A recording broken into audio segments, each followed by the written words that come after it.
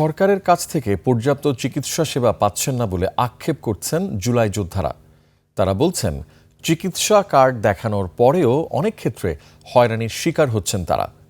সরকার যে মাসিক ভাতা দিচ্ছে তাও সময় মতো মিলছে না বলে অভিযোগ করেছেন আহতরা। এদিকে আর্থিক সংকটের কথা জানিয়েছে জুলাই স্মৃতি ফাউন্ডেশন। জনি ডি রোজারিওর ক্যামেরায় অনুপ পিয়ালের বিশেষ রিপোর্ট। আমাদের প্রপারলি চিকিৎসা, পুনর্বাসন, আমাদের ভালোভাবে টেক কেয়ার করা। হাঁটছেন দুটি মানুষ, একজন হাঁটছেন স্রষ্টার প্রদত্ত পায়ে, আরেকজন কৃত্রিম পায়ে। কৃত্রিম পায়ে যিনি হাঁটছেন তিনি জুলাই অভ্যুত্থানে আহত যোদ্ধা জাকির শিকদার। জুলাই অভ্যুত্থানের আগে কাজ করতেন একটি বেসরকারি প্রতিষ্ঠানে। আন্দোলনের শুরুর দিকে আইনশৃঙ্খলা বাহিনীর ছোড়া গুলি আঘাত হানে বাম পায়ে। চিকিৎসার দুদিনের মাথায় চিকিৎসক জানান ক্ষতিগ্রস্ত এই পা কেটে ফেলা ছাড়া আর কোনো উপায় নেই।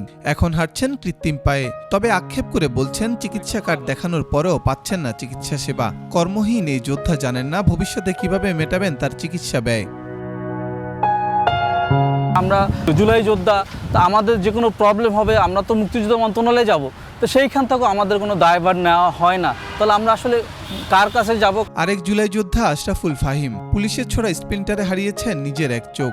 চশমা ছাড়া ঝাপসা দেখে সে। শুধু চোখেই না, পুলিশের ছোড়া স্প্লিন্টারে ঝলসে গেছে ডান হাতের এক অংশ। এই হাতেও ঠিকঠাক শক্তি পান না তিনি। তবুও নেই আক্ষেপ। সরকারের কাছে আবেদন জানান সময় মতো যেন জুলাই যোদ্ধারা ভাতাটা পায়। আমাদের মাসের ভাতাটা যেন মাসে দিয়ে দেওয়া হয়, কারণ এটার উপরেই অনেক পরিবার ডিপেন্ড করে। 24 জুলাই আগস্ট আন্দোলনে সারা দেশে অন্তত 14,000 আহত হয়েছেন।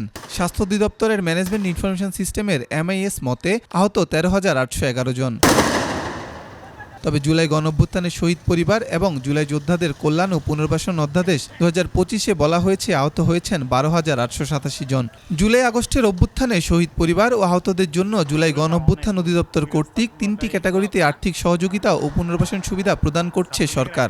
যারা আজীবনের জন্য পঙ্গুত্ব বরণ করেছেন বা স্বাধীনভাবে জীবনযাপনে অক্ষম তারা রয়েছেন এই ক্যাটাগরিতে। সরকারের পক্ষ থেকে এককালীন 5 লক্ষ টাকা সহযোগিতার পাশাপাশি মাসিক ভাতা পাচ্ছেন 20,000 টাকা করে। গুরুতর আহত অর্থাৎ যারা আংশিক শারীরিক ক্ষতি বা মস্তিষ্কে গুরুতর আঘাতের মতো সমস্যায় দীর্ঘমেয়াদী চিকিৎসাধীন বা সহায়তার প্রয়োজন তারা রয়েছেন বি ক্যাটাগরিতে। তারা পাচ্ছেন এককালীন 3 লক্ষ টাকা ও মাসিক ভাতা 15,000 টাকা। সি ক্যাটাগরি যারা সামান্য আহত বা চিকিৎসাধীন অর্থাৎ গুলিতে আহত বা শ্রবণ শক্তি বা দৃষ্টিশক্তিতে ক্ষতিগ্রস্ত হয়েছিলেন তবে চিকিৎসা শেষে স্বাভাবিক জীবনে ফিরতে সক্ষম, তারা আর্থিক সহযোগিতা পেয়েছেন এককালীন 1 লক্ষ টাকা, ভাতা পাচ্ছেন 10,000 টাকা করে।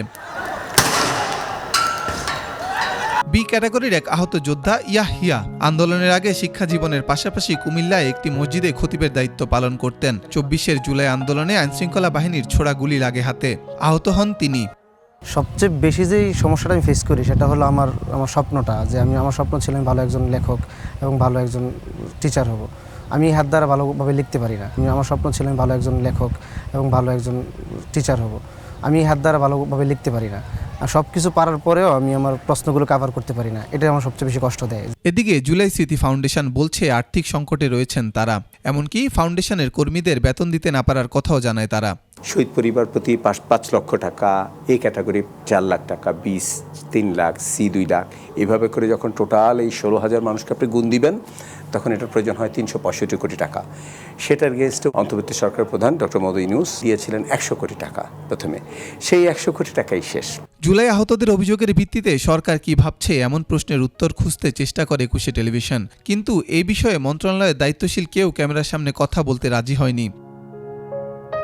জুলাই আন্দোলনে রাজপথে থাকা এই যোদ্ধারা এখনও স্বপ্ন দেখেন বাংলাদেশে থাকবে না কোনো বৈষম্য, নাগরিকরা ফিরে পাবেন তাদের মত প্রকাশের অধিকার, দেশে আর জন্ম নিবে না স্বৈরাচার। অনুপ পিয়াল, 21 টেলিভিশন, ঢাকা।